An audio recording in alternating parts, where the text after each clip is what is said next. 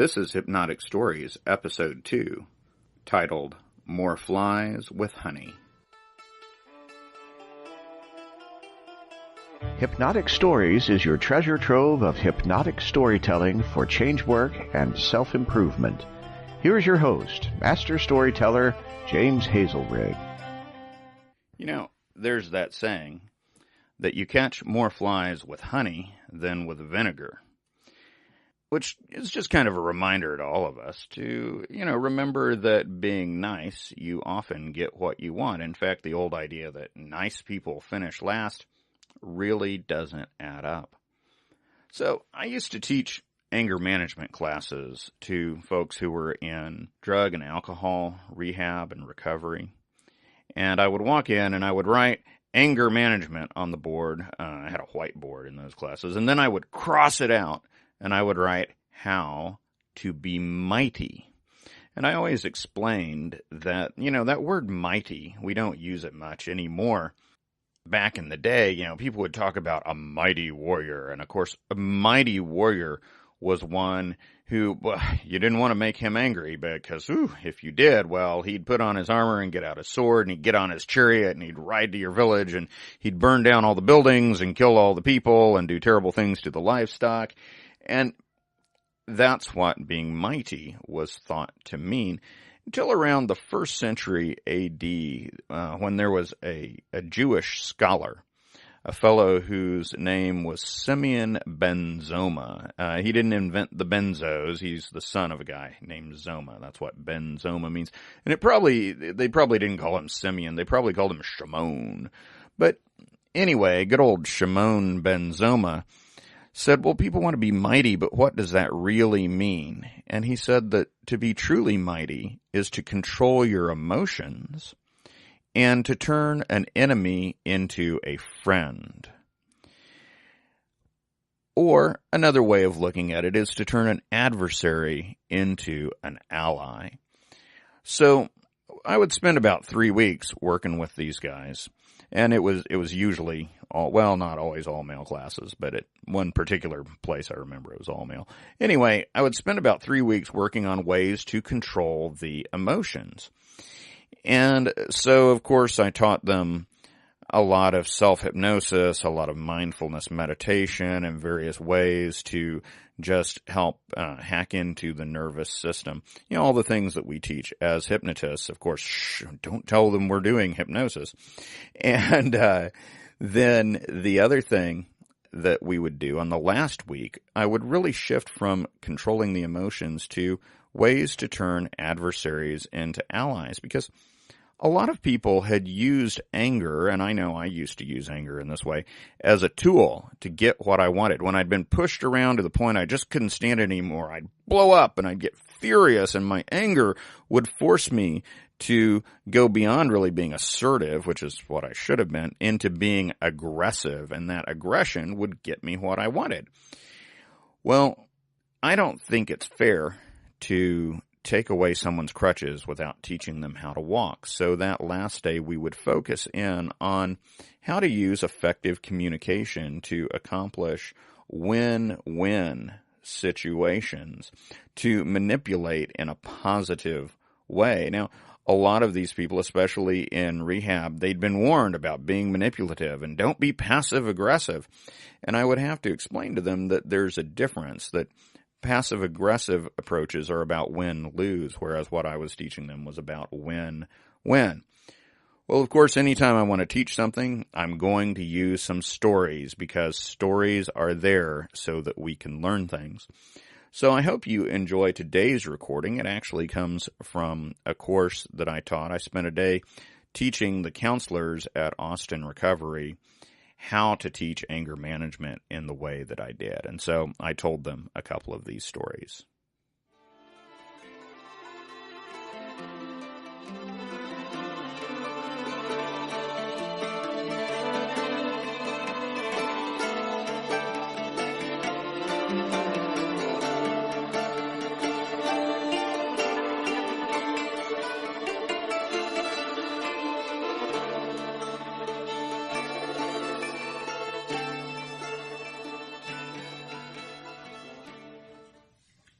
Anybody here remember Aesop's fables? Right? Yeah, great little stories with a little moral at the end, usually involving animals that talk to each other, which was weird, I don't know. This one doesn't have any animals in it, but it does have some personified forces of nature, such as the sun and the north wind. So in this story, the sun's up there in the sky, and he's shining down on the earth, everything's cool, and the north wind comes along, right? The north wind, he's really blustery. He comes up to the sun, right, and he says, "Hey, sun!"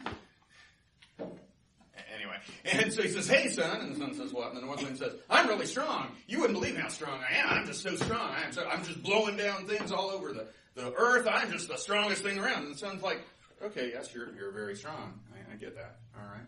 And the sun says, the north wind says, "I'm stronger than you are, son.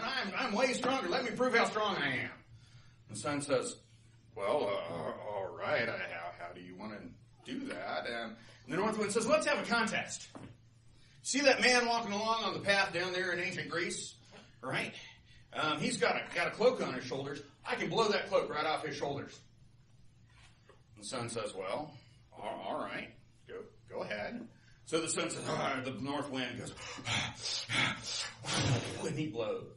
And he blows right down there onto that island in Greece. And that man walking along, gust of wind, grabs the cloak, pulls it onto his shoulders, right? The north wind, he starts blowing harder. I'm going to blow this guy over. I'm going to get rid of that. That man, he pulls his cloak in tighter. Starts walking like this. Gets that wind. The wind, he says, "Hold on, I'm not done yet. I got this. He blows as hard as he possibly can. And that guy pulls that cloak in as tight as he can and walks along like this until the north wind is just totally out of breath. He's like, that's it. I don't have it. Can't win this one. But you know what, son? You're no better. You can't do it either." The sun says, "Step back. Let me show you how it's done." The sun starts shining. He shines on all of the different islands of the earth, and the clouds, they start parting. And that poor old man walking along there, holding the cloak, he goes, "Oh, hey, the sun's out. Oh, that's nice."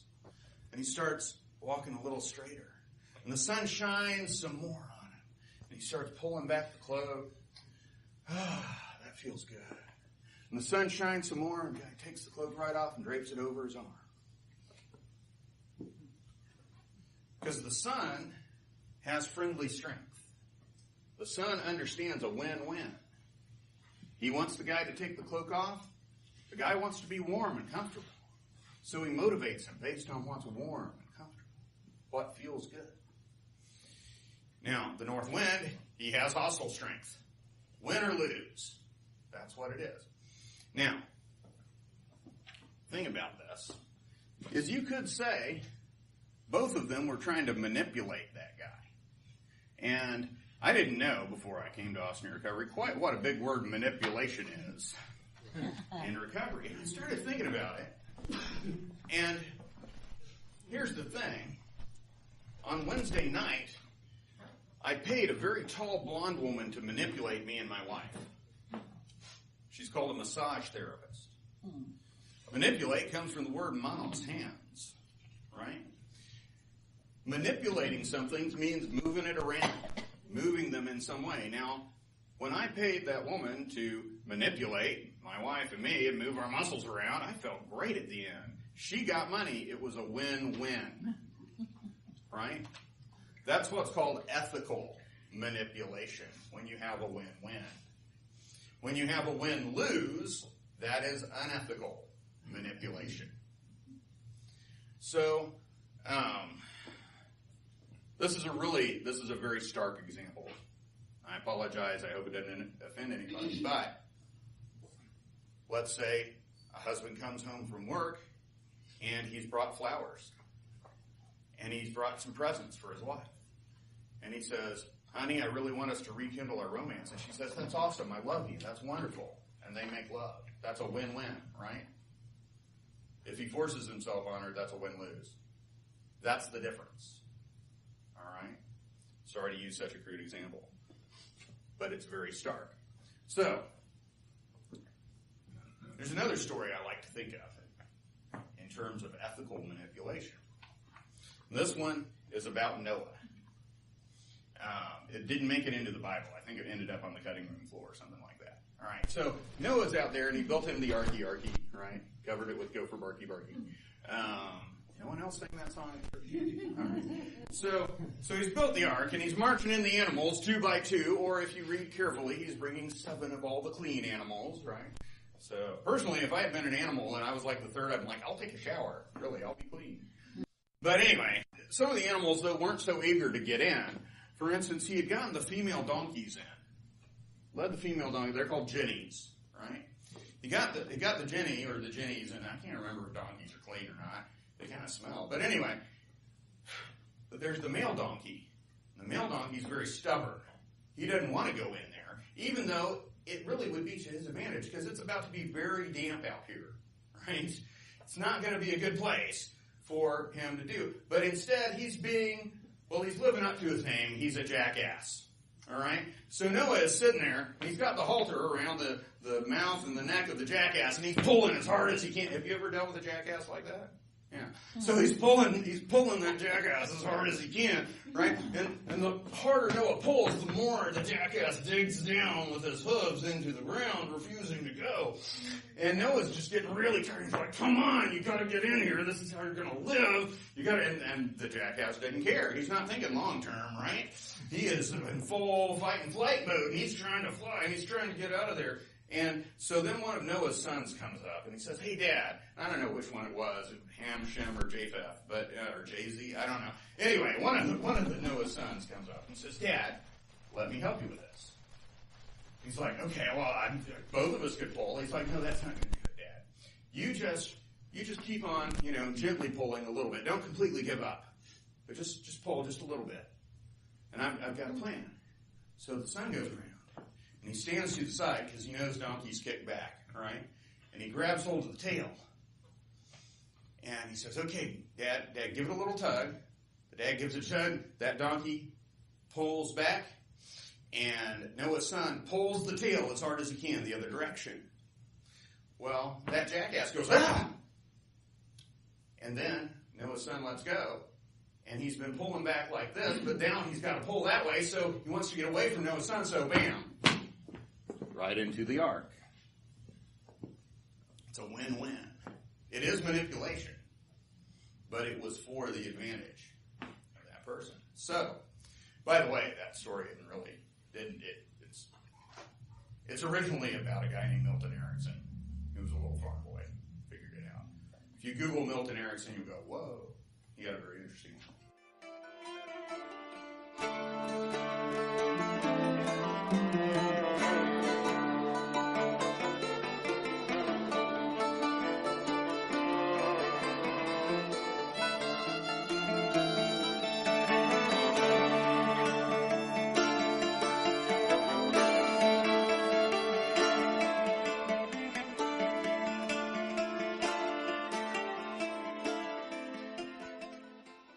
I hope you enjoyed those stories. This week, I'd like to take an answer from the mailbag. And so people, of course, it's not literally a mailbag. It's an email address. If you have any questions, you can, of course, email them to me. Anyway, the question came in, how do I know when my hypnotic story is being effective for change? And really the way that you know that is pretty much the same way that you know that any hypnosis is being effective for change. And there's several different ways. You start off looking for your client's physical responses. Now, in conventional hypnosis, oftentimes we'll do convincers. So we'll see, eyes stuck together. We'll see hands becoming cataleptic or floating in the air. Well, it's a little bit more subtle, usually in storytelling, because the context isn't quite there for the fingers to get stuck together. But if you are talking about, for instance, a very cold situation, you may see shivering. A very hot situation, you may see sweating. You may see literal phenomena.